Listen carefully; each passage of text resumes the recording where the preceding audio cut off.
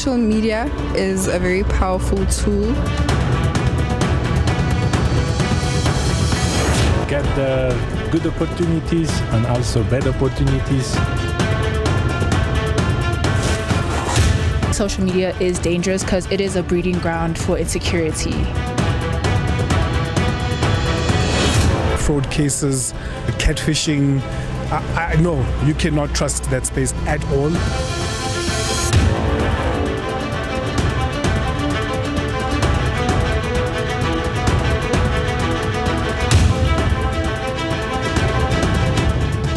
Posts, scrolls and clicks in sharp focus. Tonight, it's topical and it starts right now.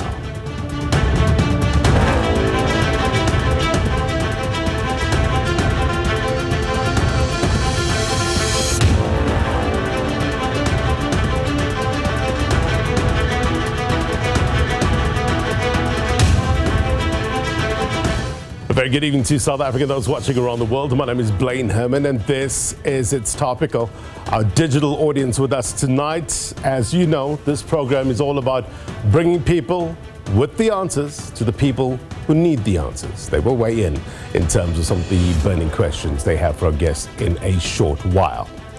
We love to be liked, right? It's human nature, an innate desire or need for social approval, for belonging, for connection. And in a way, in this day and age, social media offers us that. A like here, a heart there, or whatever symbol of approval there is, when clicked, it makes the person who posts something feel good. Again, understandable. It's human nature. And no doubt, there's real likes out there, right? From real people who have real, genuine concerns, or the intentions are real and genuine. But there's a dark side. And this could possibly lead to, for instance, unrealistic beauty standards, cyberstalking, where people are followed, harassed, and threatened online, or catfishing. You heard it being mentioned earlier on, people creating fake online profiles to deceive. Couple of questions. To what extent has technology made it easier for human traffickers, for kidnappers, criminals in general, to find potential victims? In our pursuit of likes and followers on social media, are we putting ourselves in harm's way? In our longing for connections, again, the human nature, are we dropping our guard and blindly trusting strangers? Tonight, it's about not turning a blind eye to possible threats we face as a nation in our pursuit of happiness, in our pursuit of better. Also, and this must be underlined, it's not about an attack on any particular app or tech company. Social media offers us a powerful way to connect. It's a given. To interact, it's a given. But like everything in this world, we need to understand where the challenges lie and how to fix it. It leads us to the question of the week. And we're asking you, how is social media putting South African youth in harm's way? And what will it take to pull them out of it?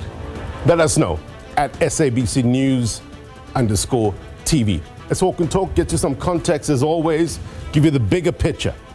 To what extent are we seeing a migration of a person's social life to social media, right? Distinguishing the digital environment from the real world.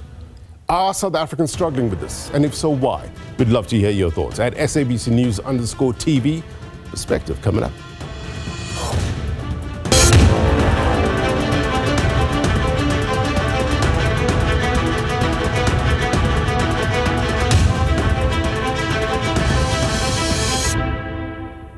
All right, let's tee up the discussion for you. Understand this social media world.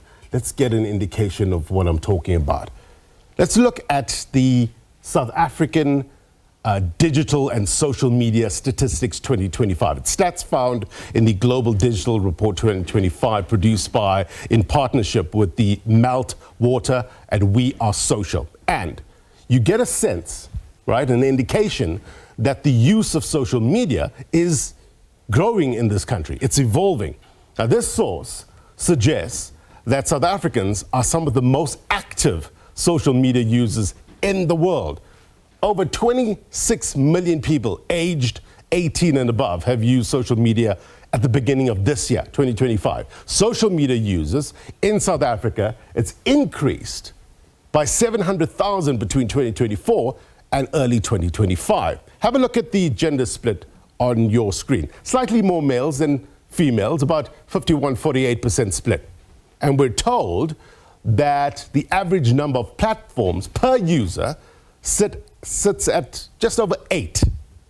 And look at there, 3 hours and 36 minutes per day in terms of social media. So, what's the most used social media in this country? Have a look at your screen.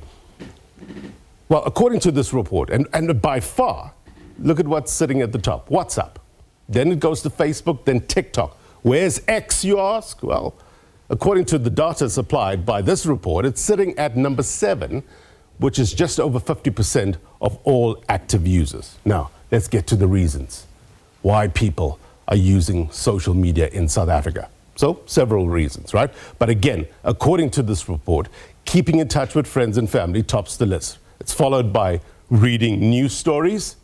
There's also finding inspirations for things to do and buy and seeing what's being talked about and filling of spare time. So, in a nutshell, that's the understanding of the usage and the bigger picture in terms of users, platforms, and reasons for usage. We will take it further in a short while. You got the umbrella scenario here. I want to give you a sense of what you're talking about, what people on the street, so to speak, are talking about. It's called the Word on the Street feature. Took to the very streets seeking diverse insights and perspectives on this topic, and this is what you had to say.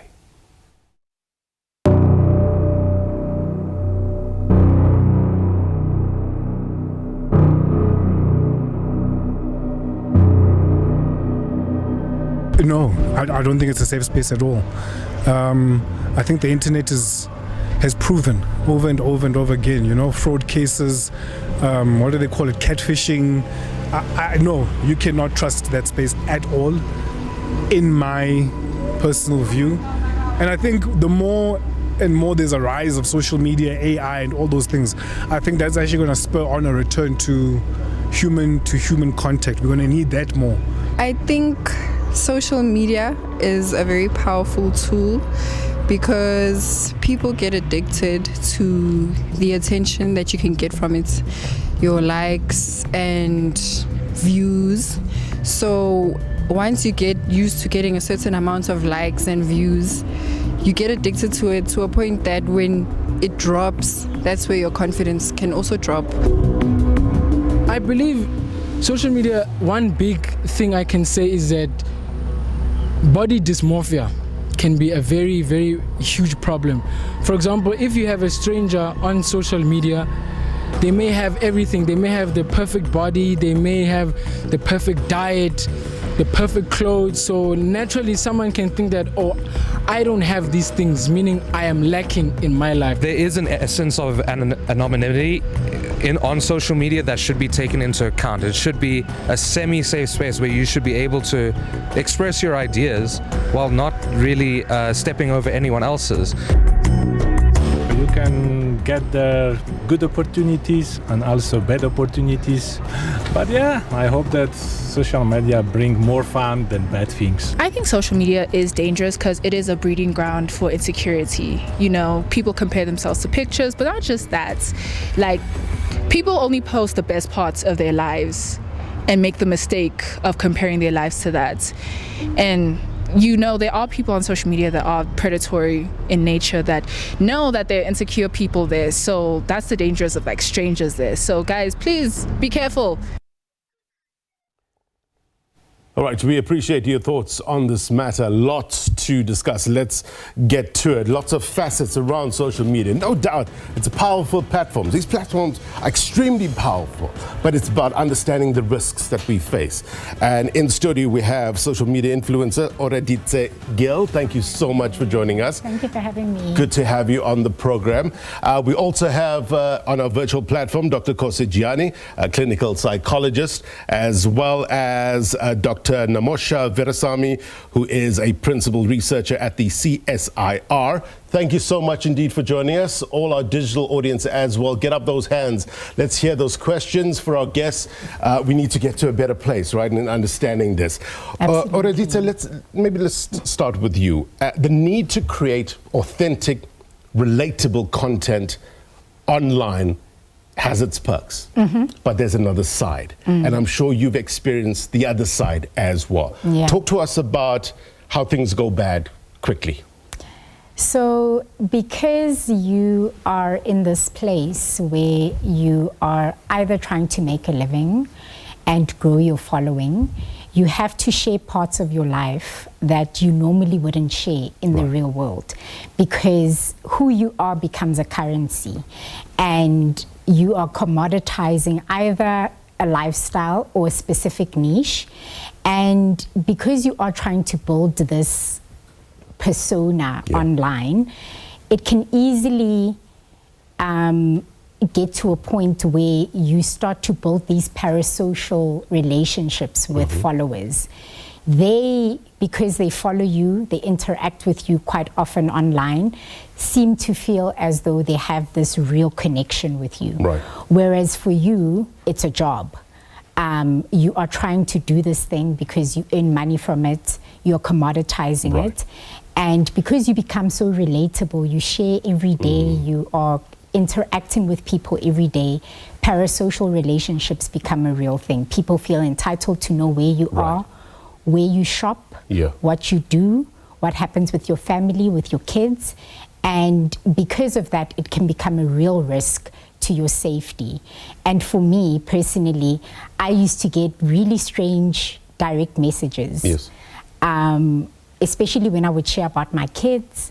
I would get information about why do my kids look like this? Do they look like their dad? Do they look like me?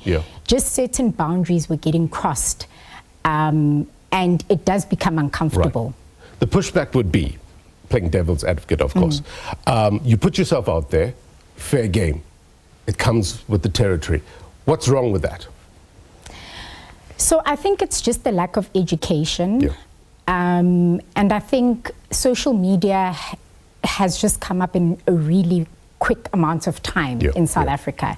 It's boomed over the last 10, 15 years. And I think we are all still trying to get to grips with it. The government is also not equipped to support us online in terms of regulations, what is allowed, what isn't allowed. Only now are we starting to find a way to kind of tax social media influencers. So I think there's a lot of work that needs to be done, and it's quite important for the right voices to be in the room with government, with policymakers, so that we can ensure a safer space for people online. We'll get to some of these solutions in a short while. I want to bring in Dr. Kosigiani to understand the thought process here, Doc.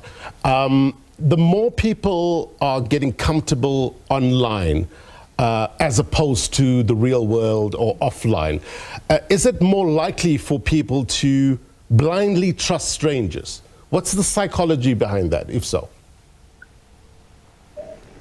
Doc, if you can unmute. Let's try it. Right. Go. Thank you. I think as a society, as a people, we have sold ourselves the idea that everybody has to be on this platform. This is where everybody lives. And there is the spoken and unspoken pressure that you have to be. There's a must be. There's currency to having the more friends, the more socially social capital you earn as such. The more so-called friends, the more so-called followers, the more social capital and currency that you earn. And we then have come to believe, and unfortunately we kind of have gone into slumber about the caveats that exist within what is sold as the way to be. This is the world of technology, and it inevitably is so because it is flowing ever so closer into the very fabric of what defines us as social beings, to the point that we are relating all the more through these platforms, and they reinvent and become obsolete, and there's the pressure to catch on and be the latest and get the highest ratings and so on, that it is invariably in that process that we lower our boundaries because everybody is in it. There's a sense that we are visible, we can see each other, and therefore we are lulled into some form of false safety. And that is where the predator is looking for the loopholes and the cracks. That's where they get in, because there is nothing. Unfortunately, it takes human beings to invent all these resources, systems, processes, strategies, and so on. And it is people that can weaponize them to negative use. Right. Dr. Virasamy, what have you found in terms of the weaponizing of such, in terms of the abuse trends online in South Africa? What's the data telling us? I think if we look at some of the misuses in social media, there's various aspects in terms of cyberbullying, fake news and misinformation. Information that is publicized on social media may not always be true. We see this with people creating false personas, pretending to be other people, and then trying to, again, to carry out fraud, steal money from them. So you will find that there is a large portion of people that portray themselves on social media as a certain type of person, to be genuine, but are trying to entrap you. So I think we need to be aware of some of these other dangers. Again, thinking about some of the aspects of the potential dangers in terms of hate speech and cyberbullying. And when people get cyber stalked and there's forms of harassment, I think that's the dark side that is not really being publicized that much. Lelita is an influencer in his own right. Your experience, Lelita, regarding how things can go bad quickly. If you can unmute, Lelita. All right, thank you so much. I think it is very imperative, first and foremost, to understand why young people, to speak to young people at this point in time, why young people are actually in these platforms. There's a high rate of unemployment that is really a predicament in our country. So the truth of the matter is that young people are really trying to make money through these platforms. Now, since social media has proven itself as a powerful tool, we need to understand that young people need a powerful tool also, which is their mindset. So the question should be, rather than saying young people should go astray from social media, the question should be, how do we empower young people to remain grounded through their mindset so that they don't go astray because of trends in social media, but remain on purpose of how to make money through social media? Because we cannot allow the bad to darken what is good or the light that we can find through social media. Yeah. That's $1 million question, right? What's the plausible solution here? So I think there is no one size fits all solution. I think there needs to be a community of people. All of us need to come to the party, be it parents, equipping parents with the knowledge of how to manage their young children's phones and teaching their children what is allowed and what isn't allowed, how their young teenagers can spot the red flags, what grooming is, and what conversations are acceptable and not acceptable. And for us as influencers, we also have a responsibility to not only sell the shiny things, to not only recommend the beauty product, but to also have the real conversations around what actually matters and what's important. So I think it takes a lot of people, it takes all of us to kind of come to the party. I don't think we can say that it's a responsibility that needs to be put on young people alone, because we know young people are impressionable.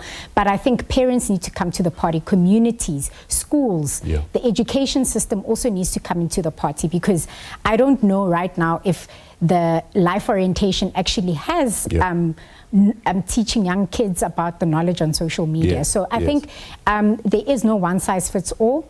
A lot of us need to come to the party, work together to make sure that this online virtual livelihood that young kids are going into is actually making a difference and they're knowledgeable. Let's get some comments from a digital audience. And Paul, let me take you.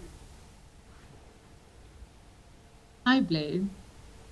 The conversation about social media is tricky. I want to say my generation without giving away age, but we grew up in the times of mixed. We aged with people on all these other social platforms came, and so with the way social media grew, we were immersed in that. And there's quite a large generation that grew up with that relationship. Yeah.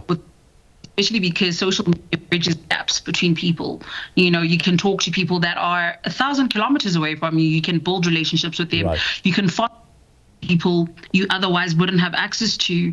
And so what social media did is, while it closed the bridge, it also gave us a false sense of closeness to people we don't know, which is one of the reasons why we have a lot of these problems where people then form these parasocial relationships, because they at social media and they see these people whose content they consume on a daily basis, and they think because these people look relatable to them, they could be their friends, right? So they then form those types of relationships with them. But social media, because of that false sense of security that social media provides, there's also now an emboldenment of people where they feel like they can say whatever they want to without any consequence. They're hiding behind the screen. That's why there's such bullying on social media. That's why there are people who are taking advantage of people via scams and all these things, because they know that they're not presenting who they are, and they don't have to present themselves as who they are in their daily lives, because online, if we're being completely honest, you can be anybody you want to be.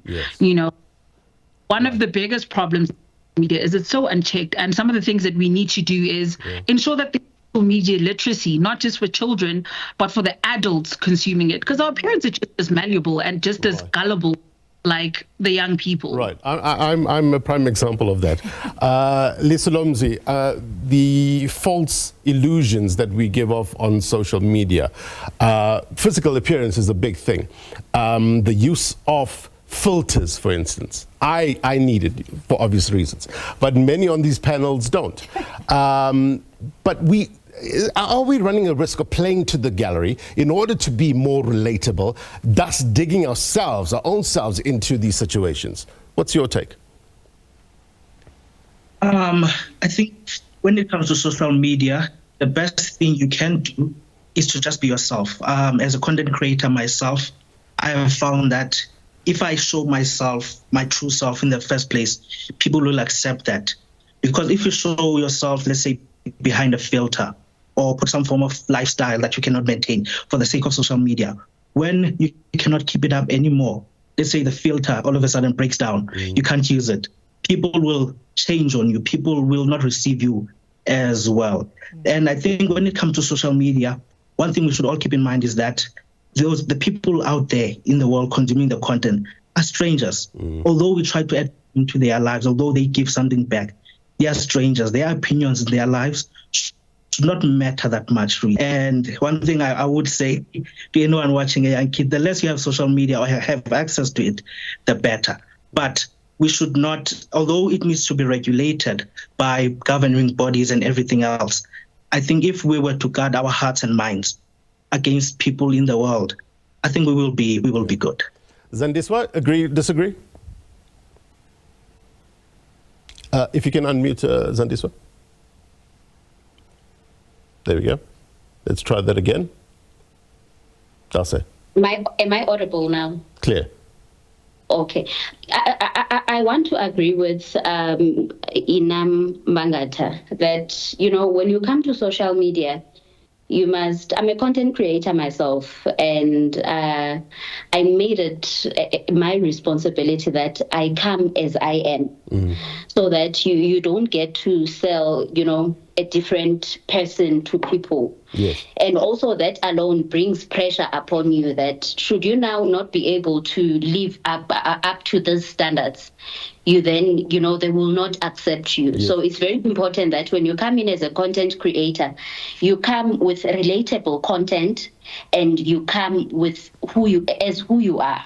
Right. And, nothing else. I think it just makes your life easier as a content creator as well, that this is who I am. Yes. And, you don't expect much from me. Right. I come as I am. Dr. Gianni, help me understand how we bridge the gap between old and young, speaking. An example, I took my son, who's 13 years old, to the park. And we walked down the stretch of park, and there was about maybe 10 couples there. Each couple, with their place setting on the grass, had a light with the camera. And everybody was kind of positioning, taking pictures, and then repositioning, taking another picture. And I thought to myself, is anyone enjoying the moment? But my son saw nothing wrong with that. How do we relate then? How do we bring that closer together where we both on the same line here? Sure. I think it's a big challenge because there is a presence of two mutually inclusive worlds where, on the one hand, we have a generation of people that, as Mpo was saying, giving my age here, I was born before technology, so I know what it means to live before that world. Whereas for the generations that are coming up and more so into society, those of us that were born before technology are, being phased out, so to speak. And there is a creeping in of the generations who I would say, firstly, the phone was their second nipple. Yep. And secondly, with that phone came everything that could be, the phone has become the second pacifier. That when we were babies, we used to have a pacifier in the mouth, but children are given phones. That's the second parent. And therefore, it becomes an inalienable part of how they know themselves. And unfortunately, it has then come to stand in between the relationships, the transgenerational relationships. What Inam has just said, which is the less the better, it is very rare you hear that. That is not the common message. The common message is the more the merrier. And so people are spreading themselves everywhere, spreading ourselves so thin that we are not present with ourselves. We are more absent landlords, even as we, to the point that you've just made, even go on a picnic or be with each other. You'll see a couple sitting at a restaurant. Each one of them is busy with their phone. Or people that are not talking to each other. I know, for example, that kids would be fighting with each other, sulking and not talking to each other. They will sit next to each other and not talk to each other, but they are messaging each other on the phones. Now, how absurd is that? Dr. Virasamy, maybe there is a way to use technology to protect. The use of AI, the use of algorithms, data analytics. How can we use that to prevent these online threats, be it grooming, etc.? So some of the ways that technology can help in an online environment, I think one of the most common applications is in the area of digital forensics. And this is used when we are trying to investigate cybercrimes, looking at gathering the evidence in terms of looking at what's taken place on the device, the laptop or the cell phone, and carrying out the investigation. So then it will be used to retrieve the deleted files, look at the chat logs, the browser history, and the GPS locations.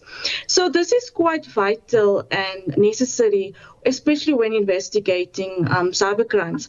I think another aspect that technology is used in the area of OSINT. So OSINT stands for Open Source Intelligence. And OSINT is used to actually build a network or a map to see the connections between suspects.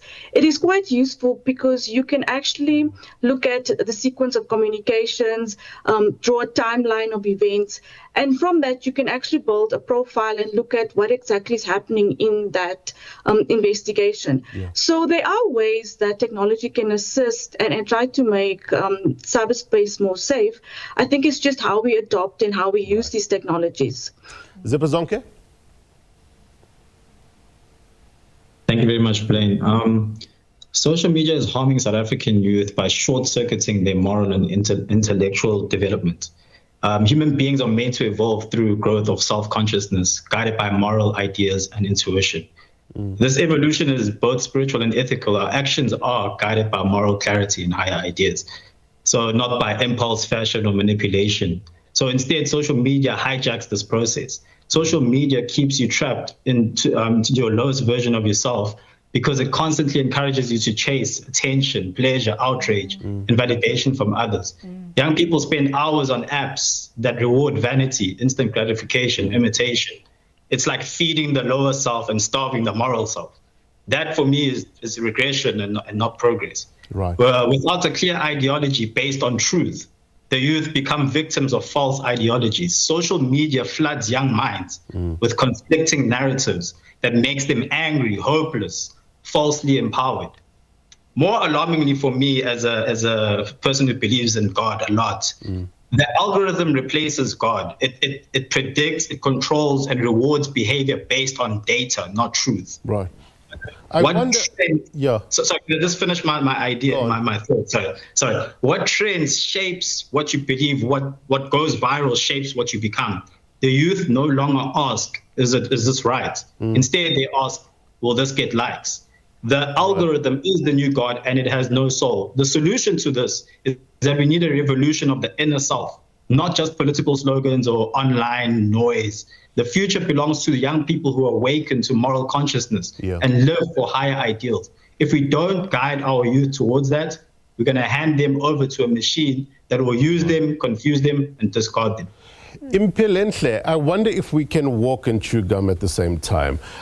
Talking to Zipo's point about the ideology of truth, knowing oneself and the truth, but at the same time, changing the algorithms. The more you put out there, for instance, the message of empowering women, etc., the more we will see a change in terms of the algorithms, That's true. I understand Zipazonke's point, but I'd like to say that it's futile to share all the negatives of social media when there's many pros. The issue or the crux of the matter is that the youth will use social media. So we keep trying to, maybe demonizing is the wrong word, but we are trying to associate social media with so many negative aspects that we are forgetting it is the tool that the youth is using. So they can use it for connectivity. They are globalized youth, including myself. Elder Gen Z is now in the workforce. We use it as an everyday tool. We use AI every single day. It's the fastest way to get information. You can even create your own personal brand to get an income. But I do agree that there is a data privacy issue. That includes that we don't even look at the cookies or T's and C's. No one ever reads that fully. And that allows these social media platforms to take our information and use it how they see fit without even us knowing.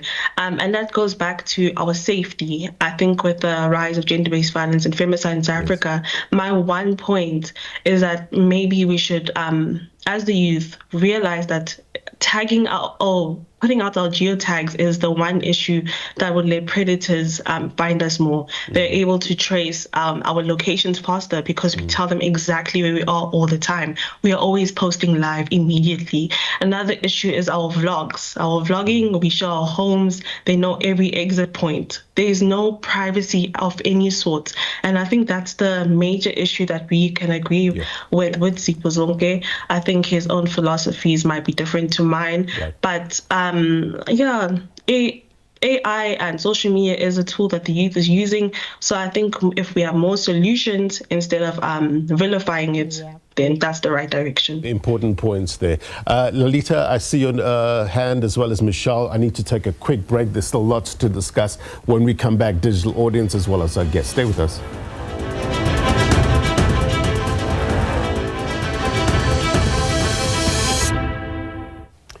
Welcome back. You're watching It's Topical. Question: is there an over-reliance on validation from social media?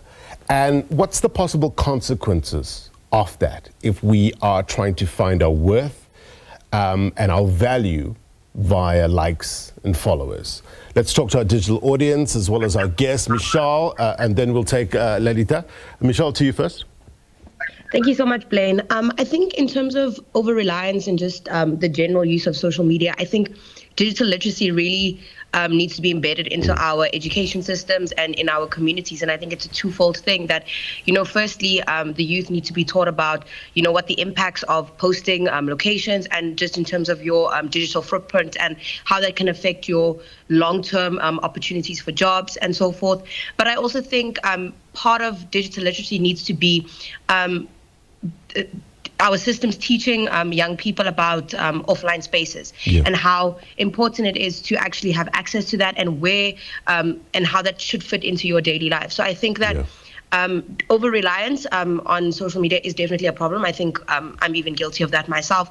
But I think that it also stems from a larger problem that digital literacy hasn't actually been embedded into our education systems and even into our legal and regulatory systems and bodies. Right. Lolita, what are some of the hard lessons that you have learned on social media? My hard lesson, definitely, that I've learned is that recently my Facebook account was hacked. And the truth of the matter is that my content caters more for old people or adults. And even my business side of things, the eulogies, the things that I record and all of that, most of them, the bookings that I get even of the weddings and all of that, it's old people. And therefore that means TikTok was, as much as I have followers even on TikTok, that I don't get money through TikTok. But it helps the digital literacy that my lady here just spoke about. Because as much as they had my Facebook account, but they were not able to completely take it. That means to be able to see even my inboxes on Facebook, because I locked that for them not to be able. So it's very important that we even protect our account, that even if someone manages to take it, but they don't manage to actually get into it. So they were still in the process of trying to, but I managed to retrieve it back to me without them being able to get through it. So digital literacy is very important. And also I'd encourage parents to really try to reassure their children, validate their children, because most of the time the reason young people are running to social media for reliance and even boosting their confidence is because at home there is no warmth and they are getting that warmth sort of through social media, and then they end up relying on it. So I really encourage parents to connect with their children so that they don't run to social media for that connection. It's an important point. Lisa Lomzi? On the point of validation, I agree with Mr. Nzundwani here, Lilita, that assurance should start at home. We shouldn't go to social media to seek validation. As a content creator, what I should tell myself is I should go to social media to add value to the people, to the consumers, to the young kids. And I should also be aware of what I post, because as much as social media I didn't think was created to be this evil monster, but just like a knife can be in the wrong hands, for example, a knife in the hands of a chef, in the hands of a chef will create an amazing meal, but in the hands of someone else, it could kill. So social media is the same thing. As much as we put all these measures, humans will find a way of bypassing all these measures put in place. There will always be someone, as much as there will be digital literacy, there will always be someone who will make other people a victim. So what we should do is make sure people get validation at home. They get validation from themselves. I am a man of faith. I get my validation from God. So what people say doesn't really dent me. And I wish a lot of people could build that wall around their hearts and their minds. That what we say as it's like walking into a mall with this nice dress and wanting everyone to smile at you and say, wow, congratulations, you have a nice dress. It doesn't work like that. So same thing with social media. We're all strangers. Let's just not seek validation there. Thank you. Oraditsa, what Lalita had said, does that resonate with you? Which part? In terms of the assurance to your kids, how do you talk to them?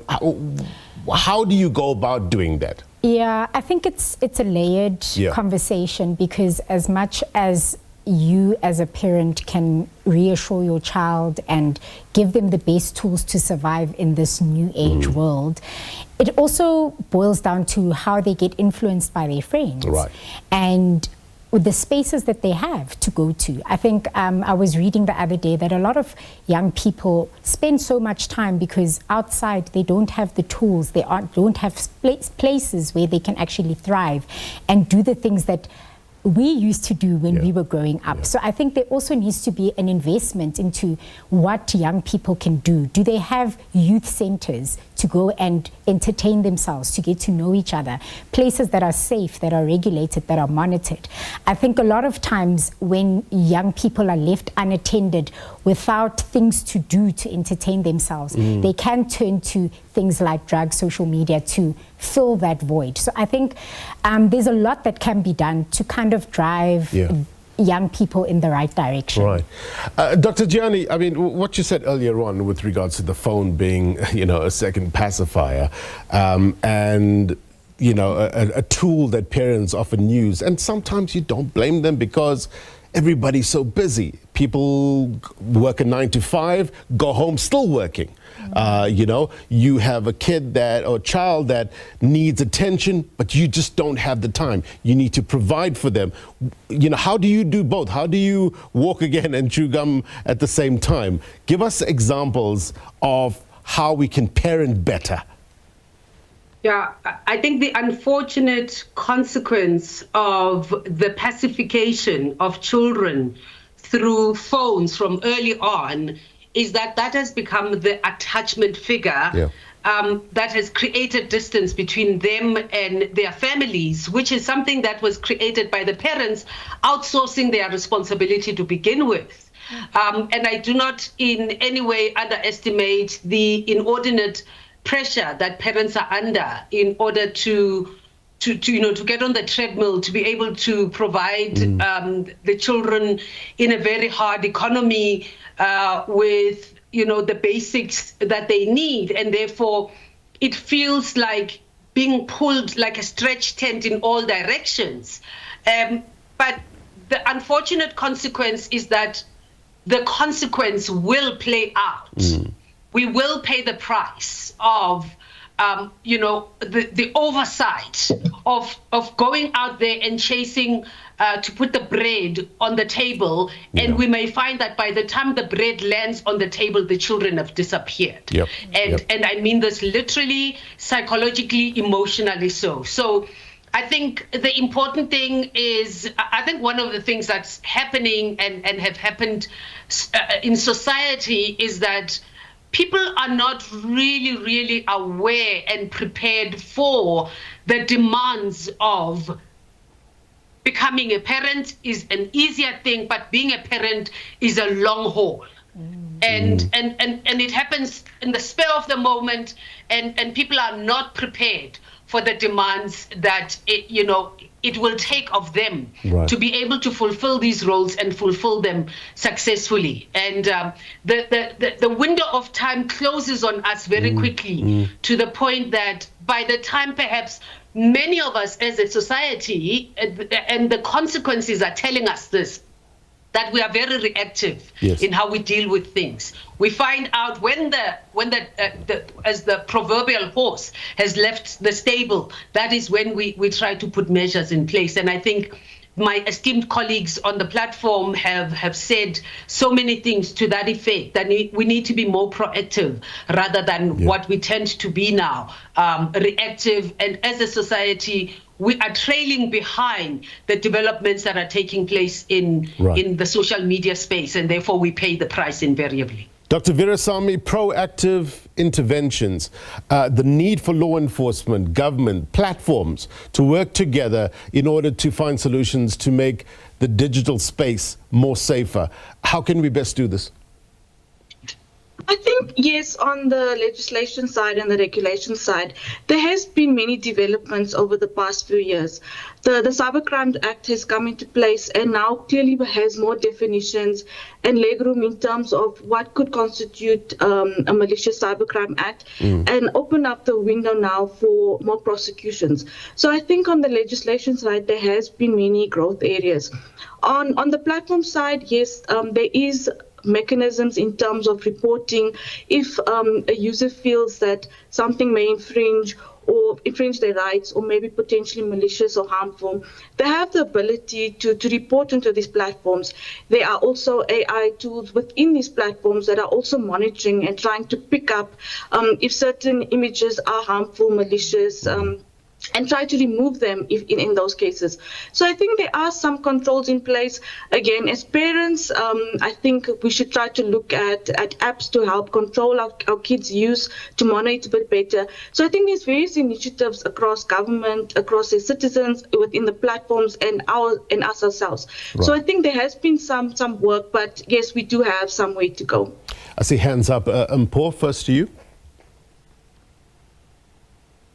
I think I just wanted to summarize mine by saying that at the core of it, people have to remember that social media is not a real place. You know, there may be real people on there, but it's not a real place. It has given us this false sense of security. And so people have gotten comfortable with oversharing, and we forget that a lot of the people who have all this information we're sharing them with are people who are not supposed to be having that access at all. We're sharing online spaces with people who have criminal records, with people who are active criminals. You know, you're sharing them with people who have ill intentions, who are going to use that information negatively. For example, I've had multiple profiles where people have used my face on different social media platforms. And even after trying to report those, there has been nothing I could do to kind of get those removed. So one, social media is not a real place, right? The people that you engage with may be real, but always keep your guard up when engaging with social media. And then when it comes to those things that we were talking about of seeking validation, another thing is remembering that we put out the image we want people to have of us, not the real. Even celebrities cater and curate their images in such a way that is going to be palatable to the audience. So everything we see on the internet and everything we engage with a grain of salt, always remembering that there's always safety in being cautious of the type of things we share, and even sharing less. Unfortunately, I know it sounds a bit hypocritical because I'm also an influencer, so to speak. These are mechanisms that we have to think of on a personal level, in fact, to try and mitigate at the least some of the consequences. Right. Zippo, let's hear from you. No, mine's just a quick one. You asked the question earlier about what's the worst thing you could have experienced on social media. For me, it's just don't read the comments. Don't read the comments. That's what I wanted to say. It's hard not to sometimes. MP? Hi. Yes. I just wanted to touch on, I think we were speaking about cyberbullying earlier. And I just wanted to mention there's something I think they're coining as referential humor. And that's what the youth currently has.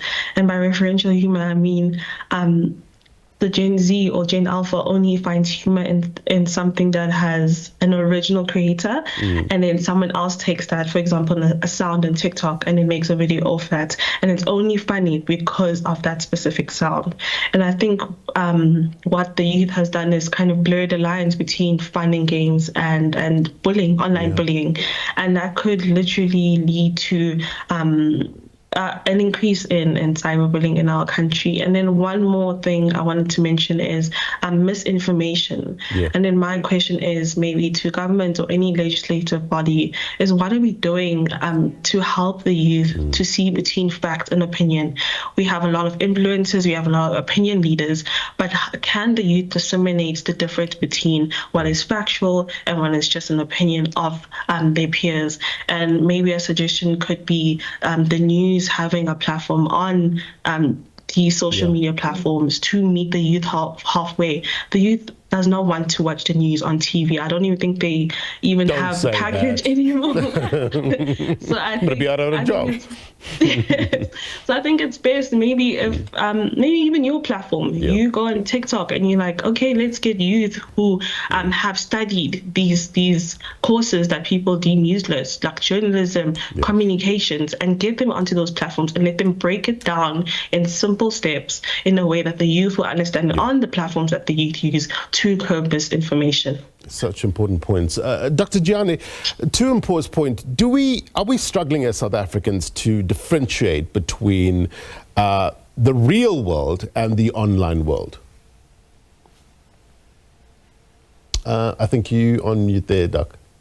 I think the word that has been used on the platform is around the lack of authenticity because of the curation of the images. And so we present ourselves as we would like to be seen. And the problem becomes that not only does the boundary between real and fake get blurred for the viewers or the consumers of whatever you put out, people themselves also lose sight of who their real self is. So you can't lie to people without lying to yourself, because you have to believe your own ability to deceive. And in that process, that is self-deception that you are selling to other people. And I think it links to what Uzipho Zonke was saying earlier on. I don't know, and perhaps to Mpilenhle, because as I listen to her, I think, my goodness, how society has changed. I certainly don't belong to that era, and I certainly can't relate to how that margin has shifted. And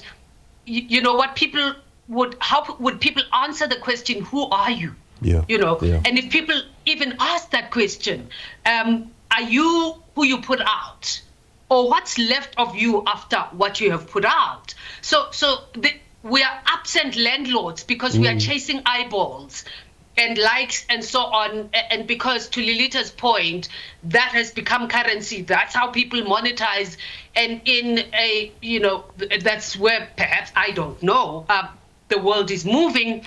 But certainly in South Africa, if we look at the state of the economy, we look at the extent to which young people are left to themselves and having to fend for themselves, and therefore will contort themselves in all directions in order to just get in front of people's faces. I mean, I look at some of the things on TikTok and I think somebody took the time that they could have used much more meaningfully to create this nonsense. And it is all about securing attention.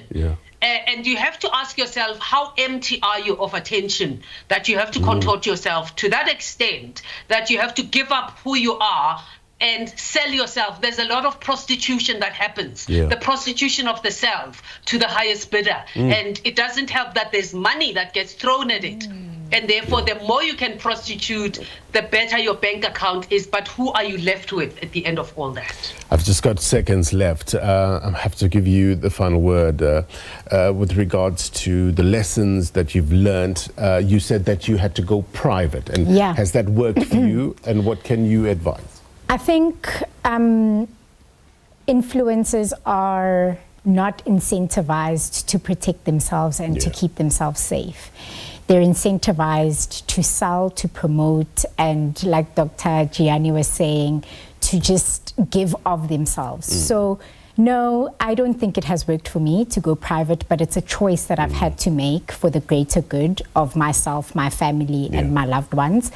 And I think if the industry, whether it's advertising industry, the brands that are promoting all of this on social media, try to kind of incentivize authenticity, like Ulusamsi was mentioning earlier, then I think things will be better. But a lot more people that contort themselves, that change themselves, get the incentives, get the gigs, get the contracts. So I think it's an industry-wide thing that would need to be addressed in order for things to improve. And But Aditya, thank you very much indeed for your time. Value added, no doubt. We've fast run out of time. Doctors Gianni and Virasamy, thank you so much for your take on this value added, and all our guests as well, the influencers, whether you know you're an influencer or not, value added. Thank you so much indeed for coming on and giving us a way to better. So appreciate that. All right, before we go, here's my take. Look, I think we need to start paying more attention to what we see and experience online and recognize how it changes our perception of what we see and experience offline. Does what we see and experience on social media change how we see and treat people in the real world, for instance? Are we falling into the trap of believing that because someone posts pictures or videos dressed in a certain way, that they need to be treated in a certain way? Because if that's the case, that's extremely dangerous. We can't normalize this thought process. Just like we can't normalize defining our worth by likes and followers. We have to find the balance. I don't think banning social media use is tenable. Life finds a way, as Jurassic Park taught us. So, toe the line by recognizing the difference between online and offline. Stay safe, everyone, and that's my take. If you missed anything on this program, then be sure to watch this episode of It's Topical on YouTube, as well as SABC+. If you're watching a repeat of this program, then as always, the news continues. Unwrap Africa up next with Tembekile. Until next week, my brothers and sisters, take care. Bye-bye.